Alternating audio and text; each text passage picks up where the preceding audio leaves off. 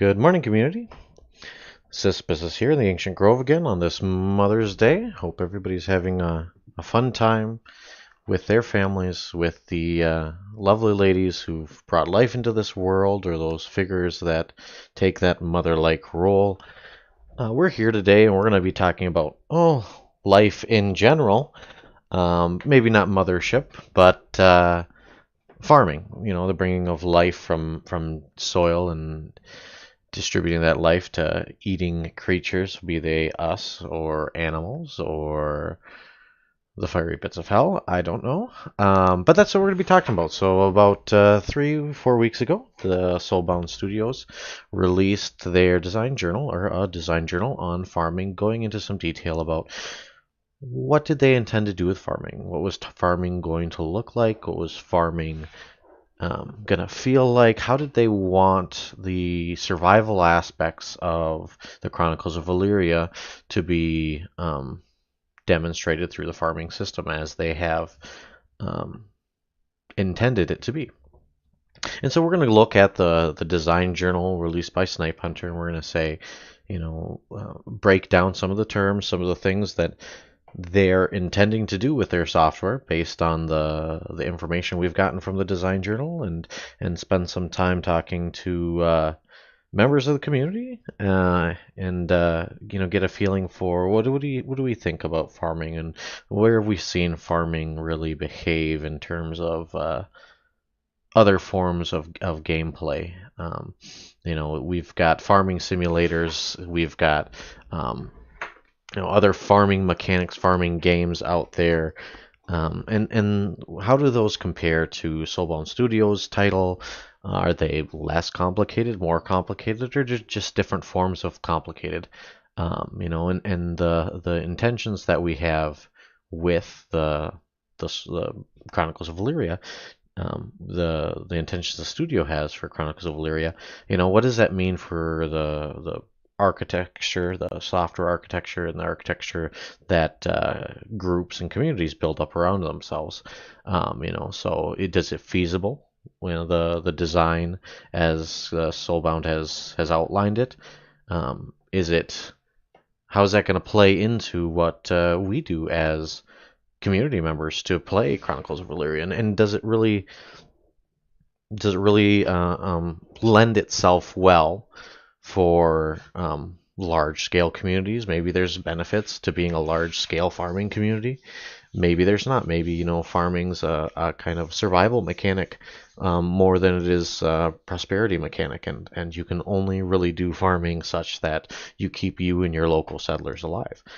But let's get into it. I'm gonna switch over my screen where we've got a little bit of detail from Snipe Hunter about farming. What does farming do mean there? So they start out with some fluff text, but they talk about farming being a critical trade in Elyria. Starvation. Soulbound Studios has always talked about Chronicles of Elyria as a survival MMO. Very heavy role playing and environmental aspects, and part of the way that you achieve that inside a game is through the feeling of realism, the idea that you can't just sit in one spot for 50 years and be okay. If you remember back to Guild Wars or World of Warcraft, or your standard MMO like titles, you sit inside Goldshire for Kingdom Come, albeit you'll sit there until you are killed by a PvPer if you're one of the PvP servers, or you'll never die, barring some natural disaster such as the oh gosh, I can't remember the name of the event, but a debuff that would kill low level characters. Anyway, so you can just sit there and nothing happens to you. You're just a permanent fixture in the environment. But on survival titles, that's not the case. You need to maintain different stat levels. Your character's imbued with a hydration level, um, not nurture, it has a characteristic that you have to balance, you have to maintain. Games like Atlas did this with the different vitamins, and you had to balance the vitamins. You got boosts if you kept them at high levels, and there was detriments if you didn't. So farming, critical trade. Starvation, part of the robust survival mechanics. So they want this to be survival. They want this to feel real, and they're saying that farming is a part of that.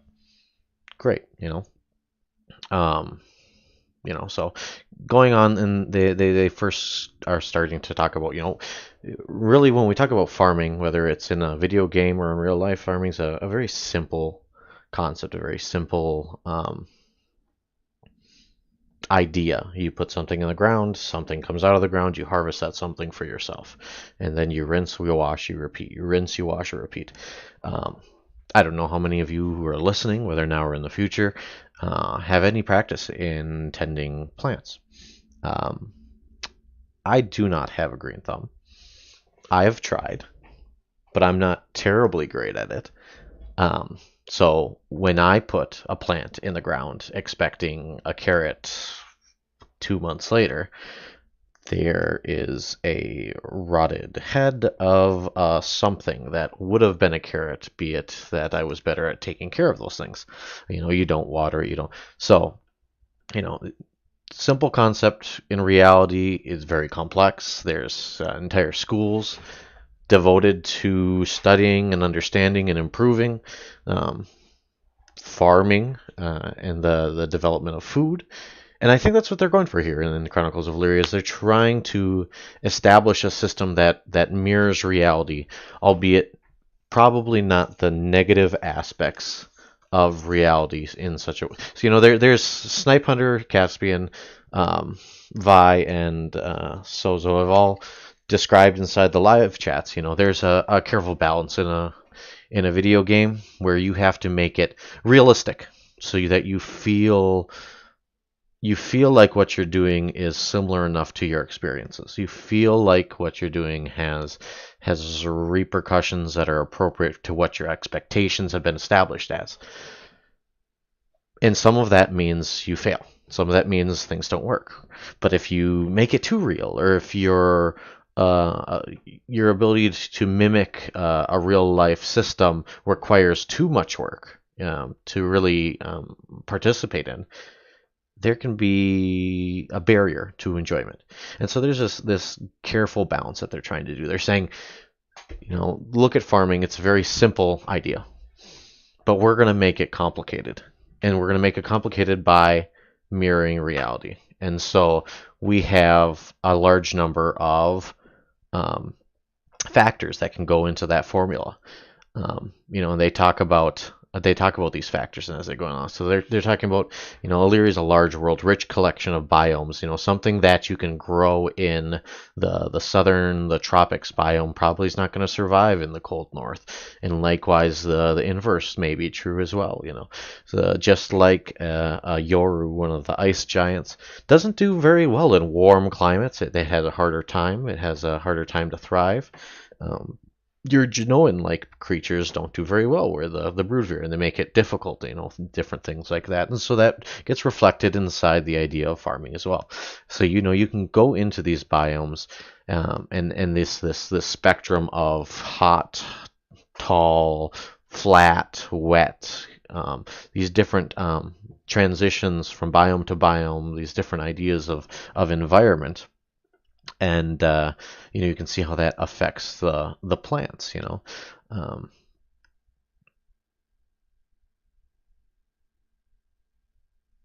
Yeah, it affects the plants and whatnot. So, when we start talking about biomes, what we can see from their explanation of biomes is that there's definitely going to be things about the biomes, about the places that you grow that are going to make them unique to your play experience. You log on to Chronicles of Elyria day 1, and you go out and look outside the shack that you're spawned into, or however that mechanic ends up working.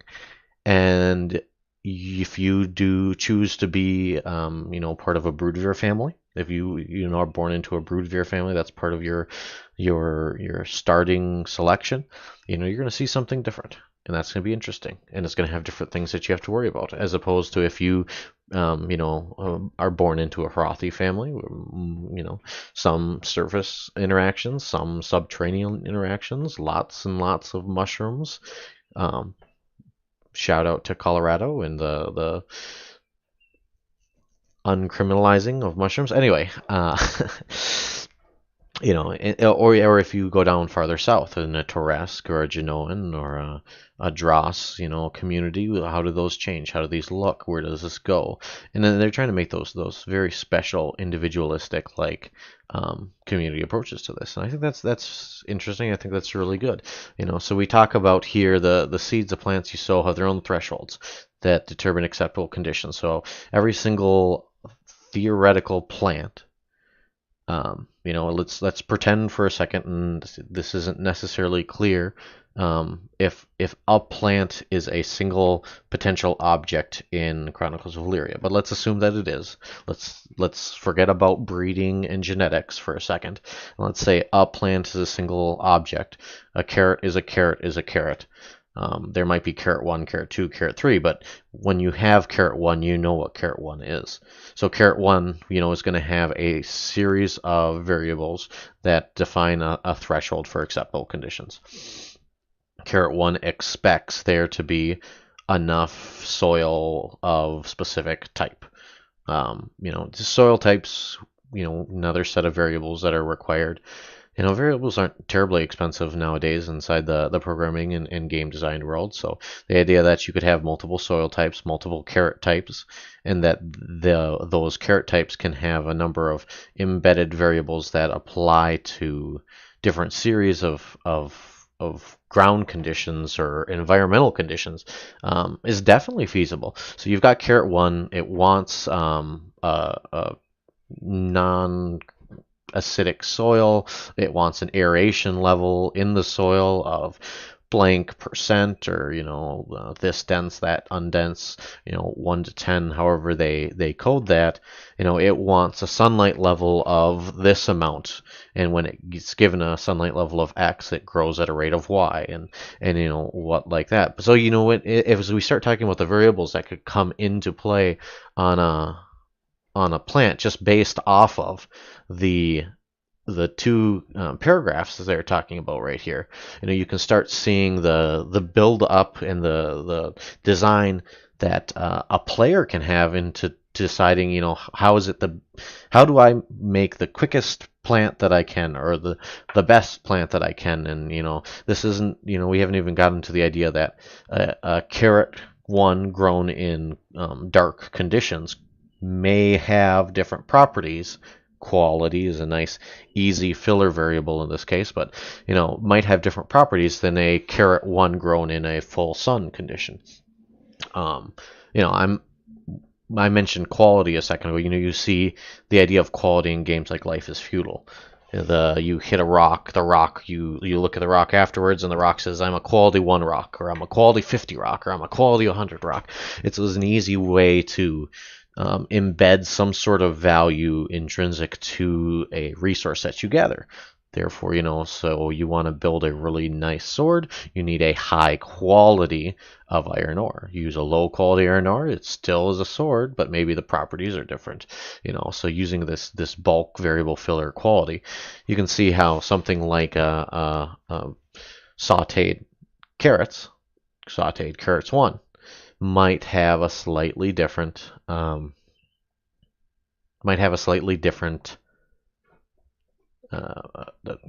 effect on a meal or on an in-game item. Not to say they're going to make a carrot sword, but there could be different ways for them to embed variables.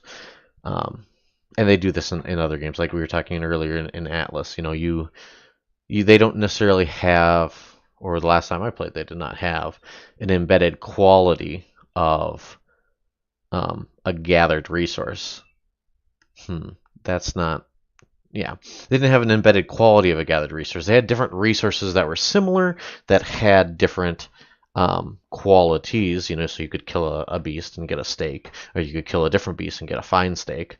But those are different objects. That wasn't a quality 10 steak and a quality 100 steak. That was a good steak and a great steak, or something like that. Um, so that can be done. That can play into the way that the game you interact with the game and the potential you have. Because the more embedded variables you have in each individual object, the more potential there is for an individual object to have growth, or to have unique interactions with other mechanics or other designs. So, you know, like they say, the last line here, how close they are to the plant's perfect values will determine how quickly or productively the plant grows. I would love to see the studio throw in, different things. So you grow a carrot 3 in a very poor environment, very bad soil, very low light conditions, and it becomes poisonous. Now, carrot 3, which would have given you a positive health bonus when eaten, gives you a negative health bonus. Something like that could be really easy. So now they're talking here, easiest way. They talk about the soil. So you've got soil, and they're embedding, as they talk about soil here, different ideas into the soil variable. So your soil could have a pH level. Soil square 135875 by 537653. Has a pH level of 1 or 10 or -1 or -10 or something. But it's a variable, and it's an embedded variable in that piece of soil. So now, that may be more or less intrinsic to the soil, your pH level. You might have something sit there, and it is ideal for carrot 1, but unideal for carrot 3. But you can do something like, in this case, they're talking about aeration. You sit outside after it rains, and a section of soil will become bonded, embedded, denser. It's thick, it's hard to push a leaf out or a plant out of the soil like this. So what do? You come along with a disc, you come along with farming equipment, you come along with a hoe and a shovel, and you aerate that soil. You make the structure lighter. Maybe you add in specific things like sticks or leaves or other things. But you have to be careful. You add too many leaves, you change the pH level. Other embedded variables might change. But in the case of aeration, if you just mix up the soil, if you just hit it with a hoe, it just gets lighter. pH doesn't change. Other things don't change, at least not initially. It would be a fantastic system, but I think far too complicated if they were to integrate in the idea of aeration playing into the development of that soil. So the more aerated the soil is, the more bacteria interact with it. And if you've added some natural decomposers, worms, charcoal, different things for bacteria and other composers to feed off of, suddenly the pH level of the soil could change, or the carbon levels, or the phosphorus level. Anyway, so you could have these different embedded variables change based on the aeration level. Would be fantastic. I don't know if they're going to go there. It gets a little more complicated than what I think is probable for an ambitious studio. And Soulbound is definitely labeled as an ambitious studio. So, they talk about aeration, do it by hand, need to do it quicker, plow, beast of burden, number of slaves, whatever flight of fancy that you desire there. So if you suspect, they say, the soil may need further work. So you've got this aeration embedded into the soil type. You've got a soil type in and of itself. You aerate it. Maybe you wanted to grow blueberries. I hate blueberries. I love blueberries. They're great to eat. They're terrible to try to grow. You have to watch the pH of the soil on blueberries. You have to watch the different chemical levels on the soil on blueberries. But this is what they're talking about here. So they're saying, hey, you might need to adjust the pH levels. You might have to provide some vital nutrients. Carbon levels are low, phosphorus levels are high. How does that affect the plant? If you grow hemlock outside of a swamp, hemlock plant, not hemlock tree, outside of a swamp, what does that change? Well, the levels of what we would consider the harmful toxins inside that plant decrease based on where it was grown. So like this, you could see different things about the necessary soil components required to grow optimally change depending on what you do to that soil. So this really builds that case for farmers to work hand in hand with things like alchemists, or things like people who raise cattle or animals, or people who do mining. I was mining and I got a bunch of iron ore up, and I've got a bunch of low grade slag after the process. Can I use that slag for anything? Maybe, maybe not. Maybe there's some byproducts of manufacturing or gathering processes, whether that's tree cutting or mining or other things, where they could play into things like a farming system, and they could help you adjust those soil types. But once again, this is where we need that. I hope Soulbone doesn't give us too much information. I hope most of this is hidden variables inside the game system, because this is where you get to have a lot of fun as an individual, learning how does planting work in Chronicles of Elyria, how does farming work, how does mechanics work, and people can go and you can test and you can create theories and you can test theories and do things like that, because you get to discover, you get to learn, you get to do, because if every day you just log in, you plant the standard run of 32 carat 2s in your ideal biome, and then you take those plots of carat 32s and you sell them on the market, and then you start the same thing, like, it starts getting boring, it starts getting repetitive, and what do you do? Where do you find enjoyment from a game? Some people would find it from optimizing or learning these systems, these mechanics. And I think that's really interesting. So they talk about ongoing degradation on soils. You grow corn 5 times in one plot, and the 5th plot definitely doesn't look as good as the first plot does, or the first time you planted corn. So this idea that maybe there's some sort of nitrogen fixing actions that need to have. Maybe we need to throw a bunch of fertilizer, non-fertilizer. Maybe there's some sort of technique that can be developed inside game that say, hey, I've started farming, and now I'm not seeing the same yields as I once was. Which is a really interesting thing, because we don't know what the time cycle for a single plant might be in Chronicles of Elyria. If standard carat 1 takes real world 3 months to grow to harvest size, maybe in Elyria that's 3 days. Maybe that's 3 months from a week. So because there's this accelerated time inside game, you can have some really interesting things happen. Like, if you're a farming community and you run on harm times, maybe you grew because the last few harvests, you discovered corn, and you brought corn over to your city, and the first 5 weeks of corn, the corn did really good. It did really good because the nutrients were there. It did really good because the soil conditions and the environment conditions were perfect for growing that corn. But the thing is, if there's soil degradation, if there's things that basically the corn will stop performing as good as it used to, then what we can have happen, what can go on, is basically the amount of corn that you have, or the amount of people you have, because the corn you build was fruitful. You could increase the size of your population. Your population could be larger because, guess what? Corn grew well. It's great. Corn grew really well, really good. Okay.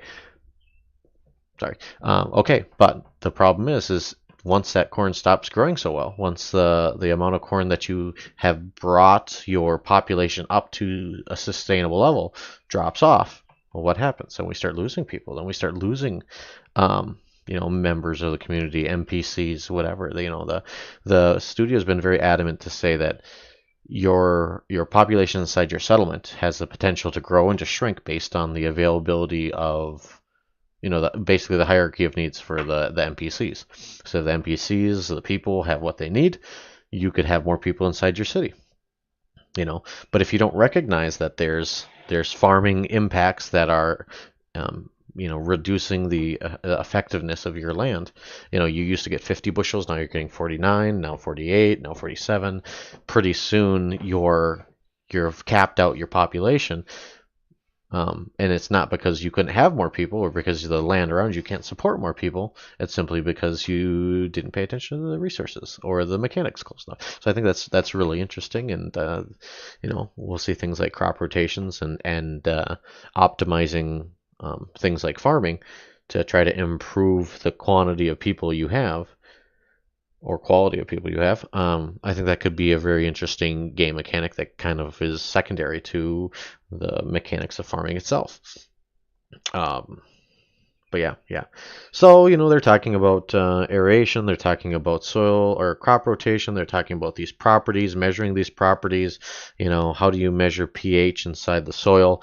Well, you take a piece of dirt, you stick it in your mouth, you chew it around. Maybe it tastes good, maybe it doesn't taste good, and you say, okay, because I'm Dross and because I'm, able to tell these intrinsic differences inside the soil, inside the plants, or maybe how do you determine those things? And so while the technology might not exist, there might be ancillary ways to tell that, or maybe the technologies do exist. Maybe an alchemist that you're friends with inside a town 2 towns over hands you a flagon of some liquid and say, take a little bit of soil, put it inside here. You're gonna get it to change color. You're gonna get a number come out. You're gonna, some sort of mechanical happen there, and it gives you some information about is that an acidic, non-acidic, carbon-rich, non-carbon-rich, phosphorus-rich, non-phosphorus-rich, like area. There's another way that this can happen, that this does happen in real life, and that is through spectrum farming. So that carrots 1, 2, and 3 behave different in different soil conditions, but you don't know what the ideal soil condition is across your plot of land. And so what you'll do is you'll plant a spectrum of 1, 2, and 3 across your plot, and then you start seeing as the pH of the soil increases or decreases depending on what's going on that year, that month, that growing cycle. You could see carrot 1 does really good, but carrot 2 doesn't do very good. And so you're saying, I know that carrot 1 likes this type of soil, or I know that there's a difference between carrot 1 and carrot 2. And then you use that inferred difference to make a determination about your soil type. That could work. Who knows? But it's all going to be based off of some sort of established standard, which is not going to exist. Not going to exist at the beginning of the game, and I hope it doesn't exist for a little while. The idea of this is voodoo magic, this is just the way the world works, is kind of appealing from a developing gameplay perspective. Having people not necessarily stick a stick in the ground and say pH 12, carrot 1 good, okay, now I know where I can start. Everything else is compared to carrot 1. Everything else is pH 12 would be ridiculous. Anyway, but how does this look? And anyway, so that gets that there. So ground's tilled, soil's prepared, nothing but to place the seeds and loosen soil. Once again, they're reinforcing this idea of there's a spectrum for every plant. Every plant has a different ideal growing conditions. Maybe that means you plant it during the winter. Would love to see that plant. Plant it during the winter. During the spring when the snow melts, it gets all that extra water, it starts heating up, and that's when it really sprouts. So they're a fall or winter planted plant, depending on the soil conditions of the time. Maybe some plants really want to be planted in the middle of the summer because they require, they could code in the requirement of a high temperature in order to germinate. You could do something like that. So there's this spectrum, there's this idea, and so it will be worthwhile for players to really experiment. I've got a number of apple seeds, and I'm going to start by planting a few apple seeds during the spring, and we're going to see what happens. How long does it take to them to germinate? How long does it take for them to sprout? How fast do they grow? I'm going to give it another 3 months in game, and I'm going to plant another 3 apple seeds in a similar like plot. And you repeat and you repeat and you repeat, and then suddenly you've got this idea, well, if I plant my apple seeds in the fall, that's a good thing. They grow faster, they grow stronger, they get better, they grow, have better fruit, whatever. The quality of the plant increases. Maybe you can track that through looking at the types of apples and the color of the apples or the amount of health you get back when eating apple. Who knows? But it leads to the system where, taking those risks, trying those things will be very satisfying. And I think that's really critical for the success of Chronicles of Elyria, is not to necessarily have a system that meets expectations 100%. We expect in today's day and age that, I plant my corn first week of May. I have my mango trees, and I just need to keep them watered. It's just like you have these established expectations, and I think they're good to have. But if you also have this idea that, hey, in addition to the established expectations, there's a little bit of left field here and right field there. There's a little bit of, I'd never thought of planting a grape seed in the fall. I didn't think that would work. But now I recognize that when I was planting my grape seeds, I wasn't planting the seeds, I was planting the fruit. And it had its little covering around it. And it takes time for that covering to break down to allow the seed to release. This is like, if you know anything about jack pines will not reseed unless there's a forest fire. The forest fire splits open the cones and it spews the seeds out. And they require that heat in order for there to be a successful reseeding. Well, you could have something like that in Chronicles of Elyria. You could have a very unique condition where it needs to have unique growing environmental conditions show up in order to grow into the next stage of its life, from the seed to the sprout, from the sprout to the the plant to the tree to the whatever it is.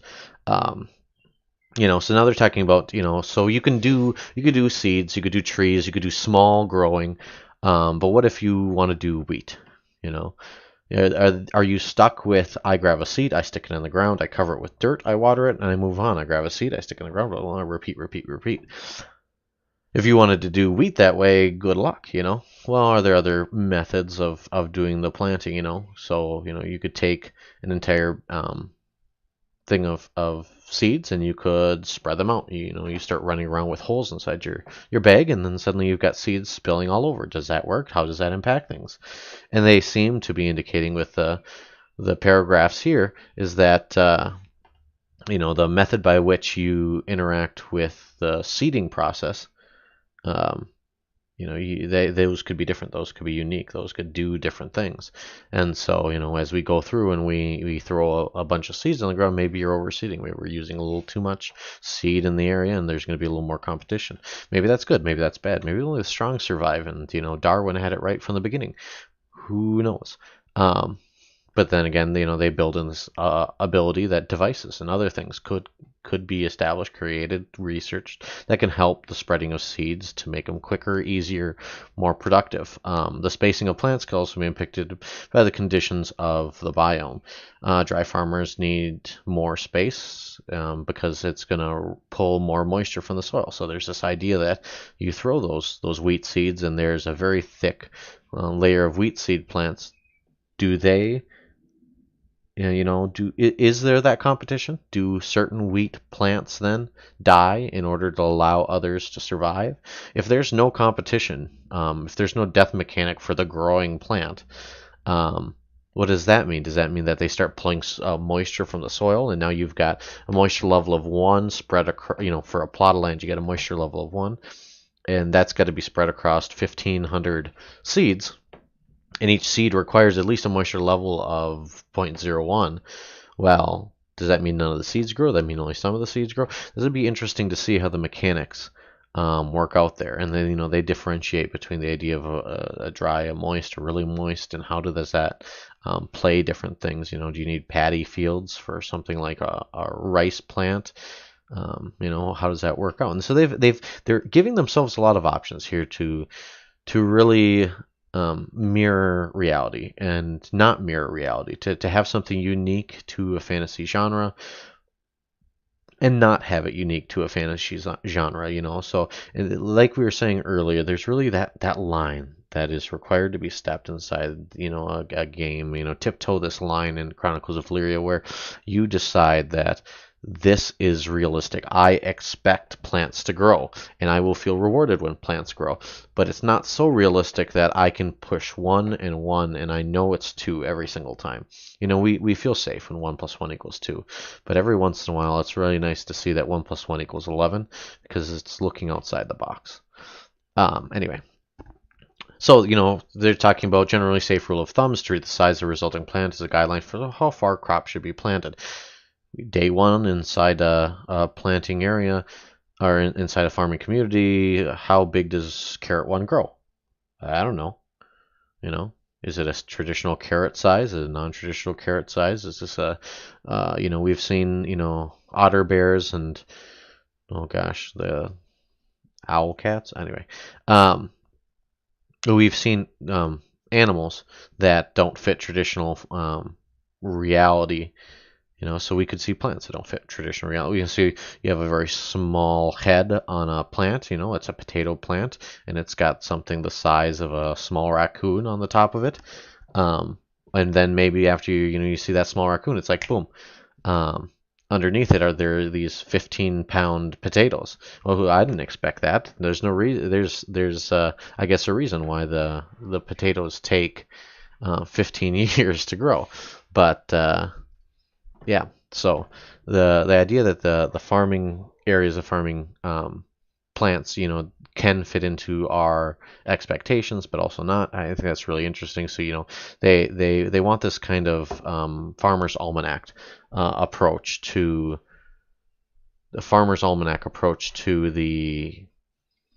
the gathering and the growing of plants. You know, generally how big your plant is, how wide you space it. Generally, you plant when there's going to be a lot of water around. Generally, we know when the spring is, we know when the fall is, we know when we harvest. You know, everything's based off of seeable and repeatable expectations inside the farming community, but not always. Maybe. So yeah. Sorry about that. So yeah, no, this is where I gotta play around a little bit with my settings because I switched screens really quick. There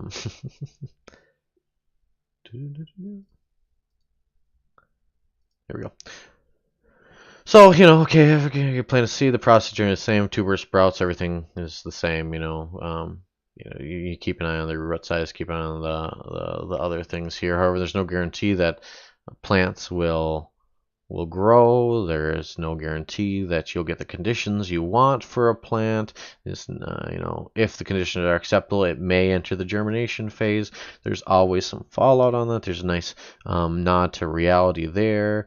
Some plants, many fruit trees, must also be induced to bear fruit. But more than that in a minute. So they're talking about inducing to bear fruit.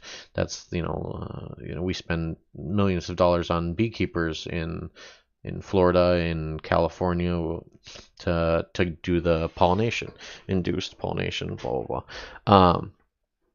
So you know we're basically saying, hey, just like you know there's certain conditions where the plant can grow. There's also maybe certain conditions by which the plant bears fruit. Fun little nod back to a long while ago, about a year and a half now, when they talked about the beekeeping and the mead makers and all those things and the oh gosh, Red Queen Bee? No, not Red Queen Bee. There was a promotional item in the store. Basically, it was a creature, a bee, an insect. And it played into the lore at the time. There might be a lore video attached to the Conclave 360 channel here, regarding the idea of these bees bringing life to Chronicles of Elyria's land masses. Anyway, so you know we could have beekeepers. You could have some symbiotic relationships between farmers and beekeepers, and you know that a plant may not give you a fruit unless it's pollinated by a bee, and maybe there's a little bit of inherent pollination. Maybe there's not a little bit of inherent pollination. Maybe you need those bees, maybe you don't need those bees. The way that they described it inside the lore story was that this tide of bees basically brought life wherever they went, which is a fantastic idea, a fantastic lore story. But it plays back into this farming to say, hey, this year we didn't get a lot of nuts from our nut trees. I wonder why. Well, you killed all the bees. Yikes. Maybe that's a little too close to reality. Maybe that's a little too close to home. Who knows? Um, Anyway, but the most common way a farmer, sees their crops is ensuring the crops are properly watered. Maybe it's a water, maybe it's a wine, maybe there's an irrigation system. Who knows? Um, so they've talked in Chronicles of Elyria, you cannot physically dig into the terrain. You can't dig a channel for water to throw through, but doesn't mean you can't use irrigation techniques. We get around this in other games by intricate pipe systems. We get around this in other games with a series of object-like things that can be placed that connect bodies of water. The idea of irrigation can definitely exist. That does mean, since you cannot basically physically dig into the terrain, you're not going to be able to dig out your own rice paddy if you don't live in a very moist marshland. So if you're not the Teresk, if you don't have those stilted houses, if you don't have that seasonal flooding, chances are you're not going to be, growing rice. Doesn't matter that you've got 500 people ready to dig out a rice paddy. Chances are just not going to happen. You need the flooding. You need the area. So the water draw can be very important to those systems. Growing something appropriate to your biome plays into that.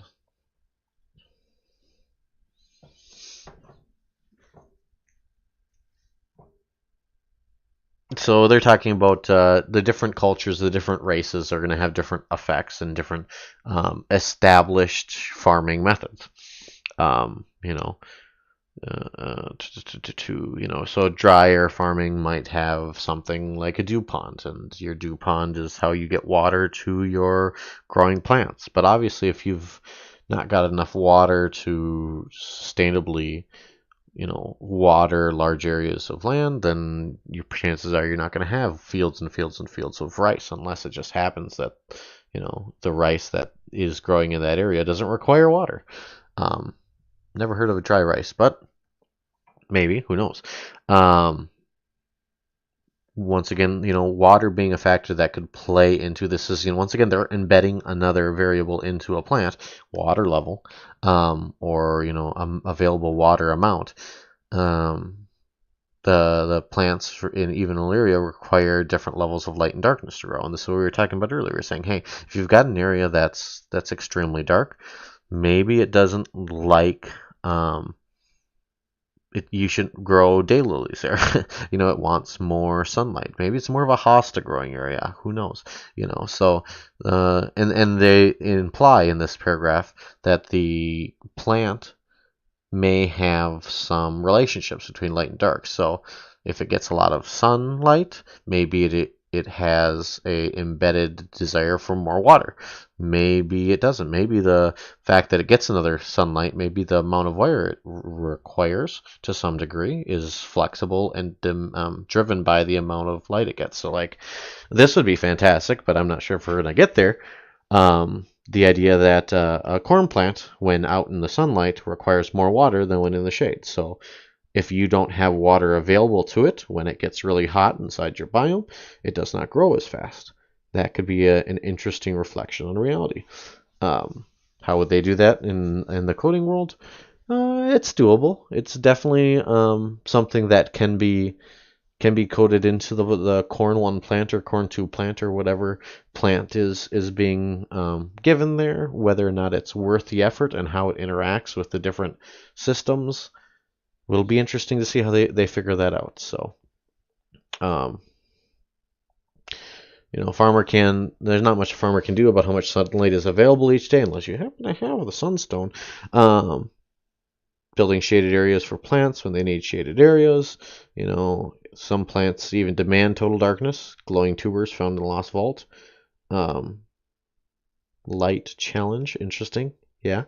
So there's actually encourage or discourage growth as well. Vines need trellises. So they're talking about structural ideas. So your tomatoes need structures to grow up. Your vines need structures to grow up.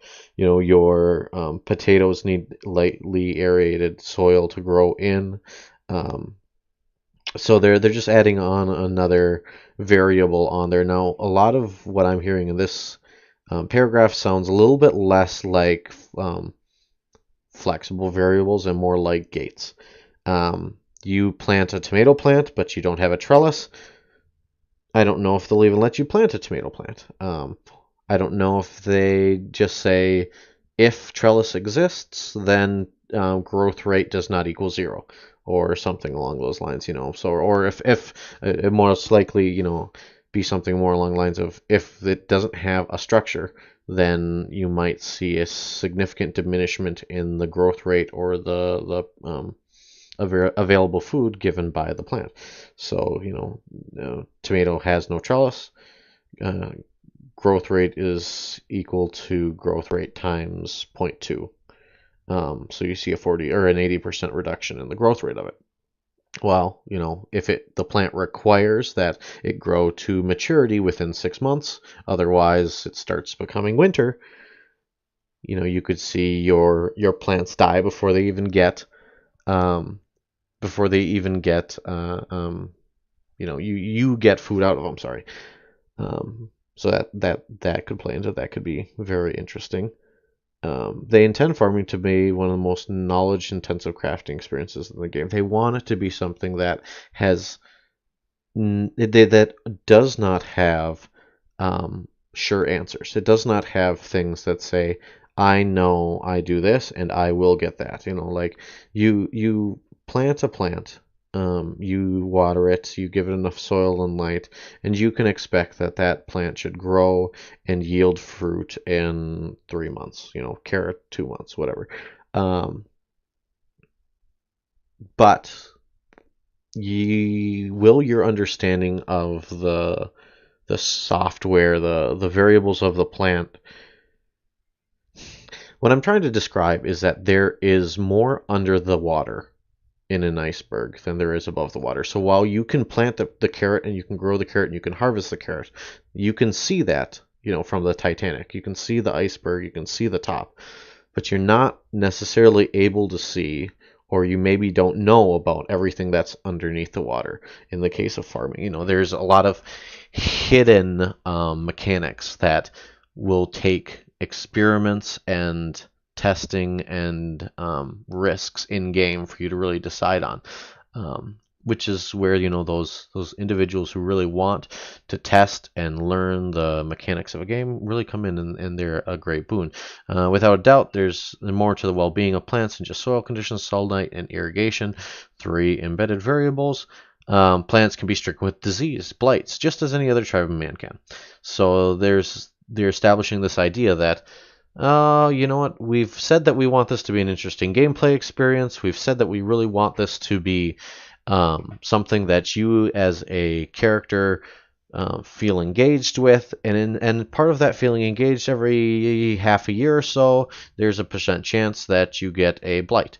You've had several successful harvests, but now your town of 500 is going to have a problem because we gave you the potato famine, and there's a potato fungus that's going around, and now since you eat 99% of your meals made with potatoes, I'm afraid you're going to have to tighten those belts.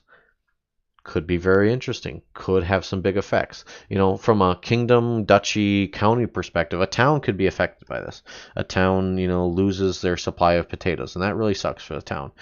Now you bring that open to a larger area, a county perspective. If the potato famine is playing into your your county, like the whole county is affected by the potato famine. You've got multiple towns. It's a bigger issue. Somebody maybe comes and attacks, but you've got less people or less, physically able people because of the potato famine. Well, let's make this even bigger. Let's say it's a duchy-wide issue. The duchy is requiring potatoes to feed its Harathi undersurface dwellers, and now the Harathi are going hungry, and they can't spend as much time mining because they need to spend less. They can't do as much work because after they do work, they have to eat in order to make up that lost energy. This would all work out in game. This would all work out in the survival mechanics as we've seen them described in the Chronicles of Elyria, as we've seen them in other survival games. If you don't have food, you can't do things. If you can't do things, other things have to be done, or other things, don't get done. So your Harathi stop mining iron. Well, they stopped mining iron, and now we've got an iron shortage. It was an iron dollar. Our whole economy was built off of iron. Now suddenly the Harathi are angry. The Naren who are trading with them are angry. The Broodveer who are getting the iron tools that they needed from them are angry, and we've got a bunch of actions that can take place inside the rumor and the legacy system, the idea that you're reliable, or I like you, or an NPC likes you. Those can have different, all because of a potato famine. So that could be really interesting. A kingdom calls for aid. We can't help you. I'm sorry. We're dealing with a potato famine right now, and you got to just deal with it. How does that work? How does that go? Where does that happen? I mean, that could be a very interesting way for the studio to build in some unknowns there. Anyway, going back, I totally breezed over that section. Soil conditions, blights, inspecting plants, so you can look at your plants. You might be able to get some information. So they're building in the idea of inspecting plants. You can look at something, you can see something. You'll be able to use that to kind of gauge your reaction. I looked at the plants. The plants' leaves are starting to turn yellow. Oh, this is phosphorus poisoning. We got to change the pH of the soil. We got to change the amount of phosphorus in the soil. Oh, I looked at the plant. The plants are getting brown tips on their leaves. Maybe there's too much carbon. Okay, let's talk to the alchemist. Let's see what we can do. So they're trying to build in the idea of a feedback loop for your plants. So then we talked about blight. Other things that might play into blight is something like animals. So your cornfields are getting ravaged by the deer in the area. What do? You hire more farmers, you hire more hunters, you put up scarecrows. Who knows? Things like wheat and other grains have had flocks of starlings or other birds drop down on them, and suddenly there goes a portion of your harvest. Gophers take up residence inside your fields. They damage your potato plants. How do you deal with that? And they're bringing in all these different variables that a player may have to deal with. You may have to keep your eye on. It's not just I planted it. I stopped by at 5 o'clock when I got home from work every single day, and then I had gathered my harvest. Sure, you could definitely do that.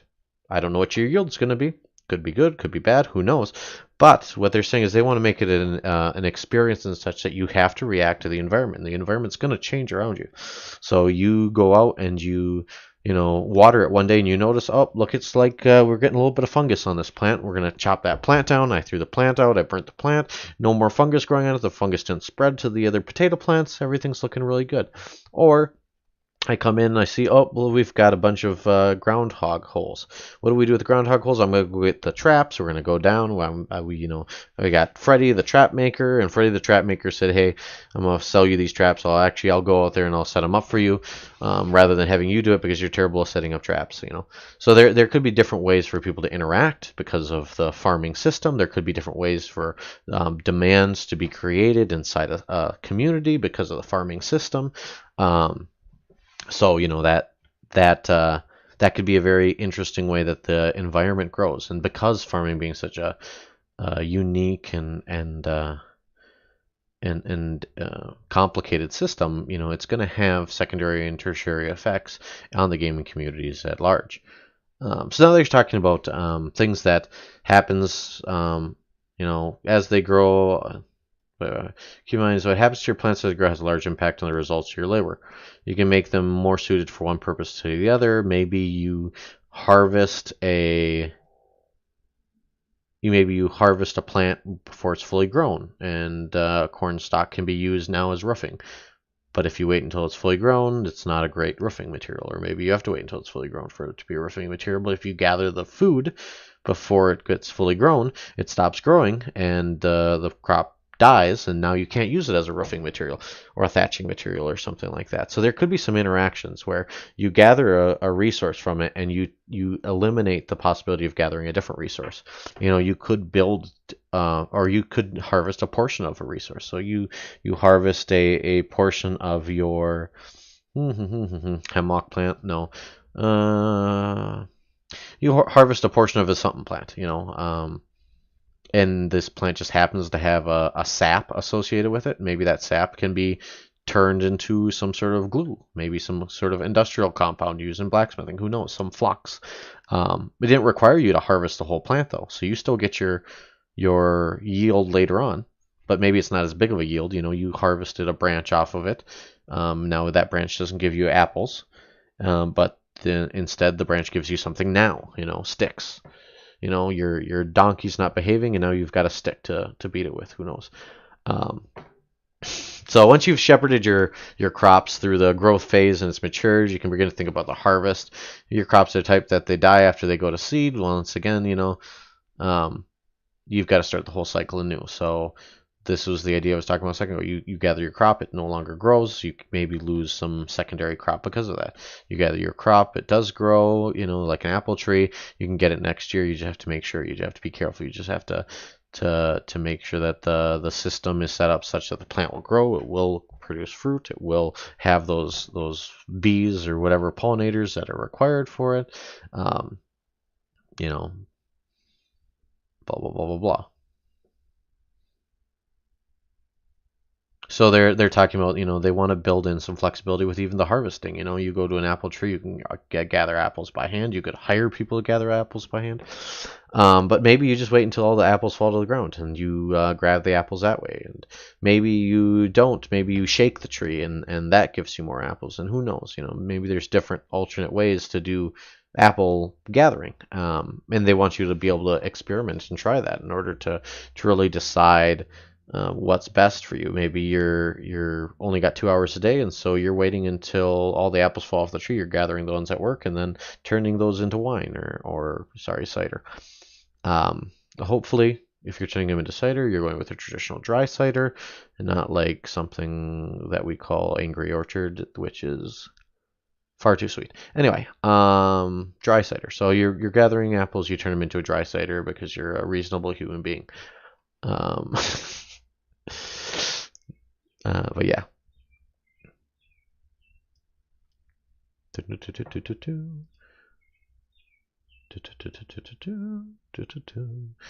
Anyway, so let's see. Okay. So every strategy has its own value. You may be able to get another season's yield from a crop. Whatever methods you use, the techniques can use. The smithing, okay. The methods you use, the conditions your plants experience as they grow, indelibly change the properties of the plant and the produce it yields. I'm going to read that again. The methods you use and the conditions your plants experience as they grow indelibly change the properties of the plant and the produce it yields. So, that's kind of... that's kind of speaks volumes, So the idea that in this game, and this, we were kind of alluding to this earlier as we talked about plants and planting and how do you change everything. When I was talking about the hemlock plant, and maybe it's more poisonous if it's grown in some areas and less poisonous. So that phrase, the methods you use and conditions your plants experience as they grow, change the properties of the plant and the produce it yields. Is a great line. I really hope, if you were to strip everything, more or less everything else away, that line in and of itself says to me as a future player that this could be something great. This could be enjoyable the design direction that they intend to go with it gives me hope. Because and it's not easy. It's not something that happens quickly, but they're creating a system that has replayability and has responses to expectations. You know, to be able to harvest it one day and get the cotton plant, and harvest it the next day and get the tinder, and harvest it the next day and get the stick. Um, to make that decision, I think that having those multitude of decisions, and basically having them say that, hey, it's important to us as a game studio to build in these decisions for you as a player. I think that speaks volumes. And I think that, like I said, repeatability, replayability. I used to grow carrot 1, and now I've learned a new way to grow carrot 1, but instead of getting the carrot meat, now I get some string to make bowstrings from. Or now I can grow the carrot tops, and the carrot tops I now know I can use for clothing, but the carrot bottoms I can eat. Or, if I only cut off the bottom and I replant the top, pineapples, I'm looking at you.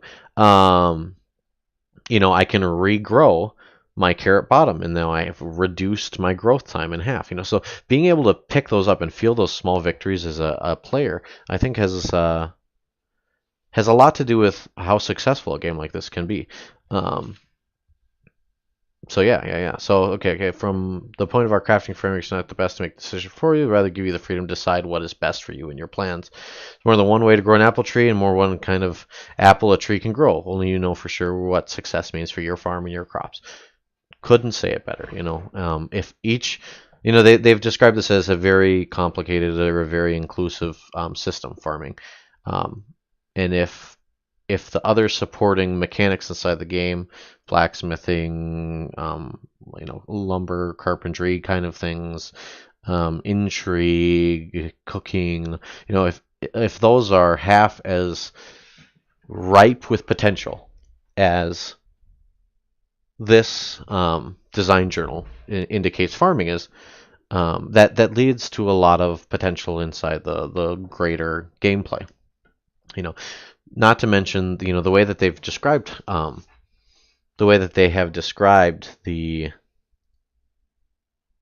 Sorry, 2 seconds. The way they have described the gameplay around farming right now, really indicates that survival as a mechanic has a relevant place inside Chronicles of Elyria, and if you don't have farmers in your community or people who want to take that role, then you better be willing to pay for it, or you better be willing to find it elsewhere.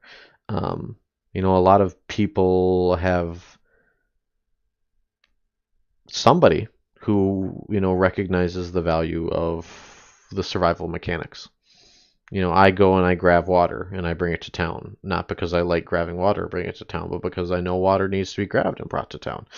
And the people who do the fun things, or what I think are fun, maybe it's adventuring, maybe it's blacksmithing. If you had a town full of blacksmiths, you'd never have water.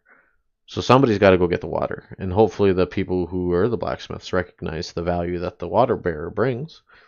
And if they don't, then maybe they run out of water. Anyway, but the idea being is the communities require farmers, and they're going to require farmers. And when you have areas like the Broodveer and the Harathi, where it's part of their design experience, a part of their design journals, to say that their farming is intrinsically different than other farming, that can lead to some very interesting situations. That, if you remember looking back at the design journals for the Harathi, for the Broodveer, the design journals for those areas basically said that the Broodveer were nomadic. Small tribes going from location to location, built very hunter-gatherer like. Well, why don't the Harathi have giant cities? Or sorry, why don't the Broodveer have giant cities? Well, they don't have a dedicated farming ability inside the tundra. They don't have the very rich, high-volume agriculture that can support very large populations. So, you've got Harathi. Harathi, do a lot of surface trading, have some surface farms, have some surface things. They do some underground farming, mushrooms and fungi and other subterranean edibles. But once again, it is very heavily suggested that they rely on trade from, say, the Naren being the breadbasket people of the of Elyria. They're known for their farming practices, the flowing fields of wheat, the giant lines of carrot plants, that sort of thing. So the ability for a player to interact with these established expectations from the studio, and they're pure studio expectations. They're saying, hey, we made this design like this so that you could give you a unique experience for these people. Um, really plays into everything else. And if Harathi can't support a town of 500 based on their farming practices, what does that mean? If the Broodveer can't support a town of 200 based on their farming practices, what does that mean? Um, it's going to be interesting to see. It's going to be interesting to see how that develops, how that grows, because as we have things like so we've been talking about farming, but animal husbandry is going to play very similar. I think a design journal for animal husbandry is similar to what it looks like for this. Quality of food in, quality of care, make sure that it doesn't get fleas, make sure that it doesn't get sick, quality food out, or milk or eggs or whatever it is. So the way that we adapt to maintain those different populations could be very interesting inside this game. But anyway, that's about long enough of me sitting on a soapbox here. I hope you've enjoyed the breakdown from the farming journal, the thoughts that I have on where the game studio might be going with the farming mechanic, how that will play into different how that might play into different community actions, community aspects, how that might play into different populations or different races inside here. I'm going to stick around here in the Ancient Grove after I cut out the stream for a little while as I get everything all sorted together and prettied up before we post it to the YouTube channel. If you're looking for the information regarding, oh man, see, I didn't even look at the. If you're looking for the information regarding some of the data that we've got about farming, there's links below.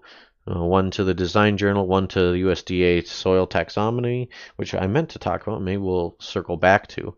Yeah, we'll probably circle back to. And the last one to a PNG capture that the studio released to the Kings. And they're definitely allowed to release to us. So before we go, I'm just going to circle back. So the USDA soil taxonomy, the studio is basically using the USDA soil taxonomy as a baseline for their soil definitions inside the game. At least that's my current understanding of their intentions.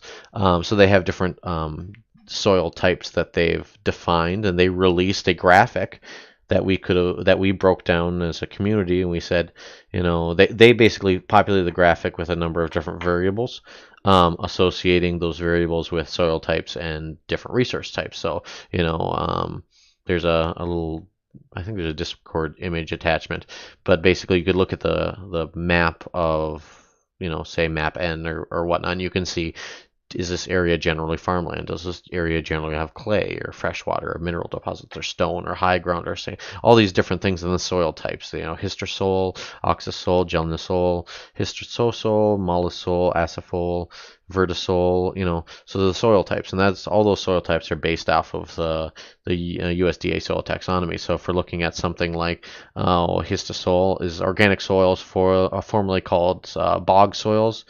1% of the worldwide soils, blah blah blah. Antisoils or something like recent soils that lack well-developed horizons, riverbeds, beach sediments, volcanic ash on top of bedrock, different things. So we can look at the soil taxonomies and the different soil types that they've described as being inside the world in different areas. If you have access to the graphic and you have the technical know-how, you can basically break the graphic down and you can look at the availability or the soil types in the different areas as expected. This is what we're expecting to see come 24 hours from now when the studio releases the maps. But so they're going to have broken in some of the soil types, or some of they probably won't have broken in the exact soil types. I think that'd be far too much information for them to include for us, but they can make associations with the soil types to a type of um, play style. So you say we've got this histosol soils, we get bog soils. This would be like a wetland soil. um, that that's what you're getting into. That that's probably going to have bog-like plants, and you're not going to be able to do wheat.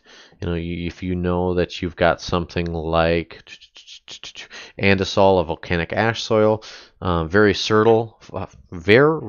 fertile, then maybe you're going to be able to have very rich, very quick growing soils.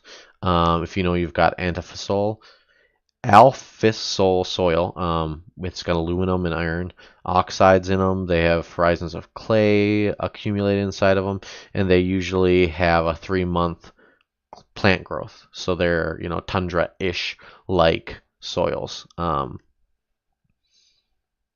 But yeah, so you can make some associations with the soil type, and based on the USDA soil taxonomy, and say this is going to be a high farming area, this is not going to be a high farming area, and they are going to their calculations, their equations are basically going to take the soil type as they have it defined and use it to build whether or not a city of sufficient size will exist inside that area or not, or whatnot.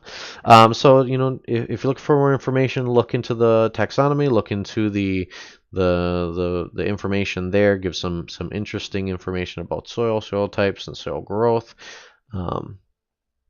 Otherwise, if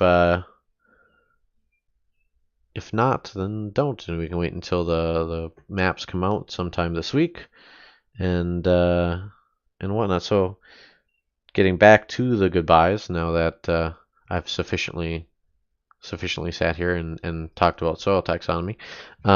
This has been Asbestos. I'll load this up onto the website soon, and if you're looking to have a conversation about farming and what you think about the farming, feel free to drop into the Conclave Discord, post inside the member chat or the general chat. We can talk dirty with soil and farming. Otherwise, if you're really excited to play Chronicles of Elyria, if you're really excited about what the studio is trying to do and their intentions, feel free to let them know through the Chronicles of Elyria Discord, or send me a PM and tell me how you appreciate the work we put into this. We're going to try to do a few more of these fireside chats in the Ancient Grove, now that my schedule is a little more open. Not doing 60-hour days like I was the last few months. So if you see a few more of these coming out, don't be surprised. And if you've got an idea that you really like to talk about, and maybe it's farming, maybe it's domain and settlement selection, maybe it's politics, and how do we make the decisions that everybody's mad about. Shrug.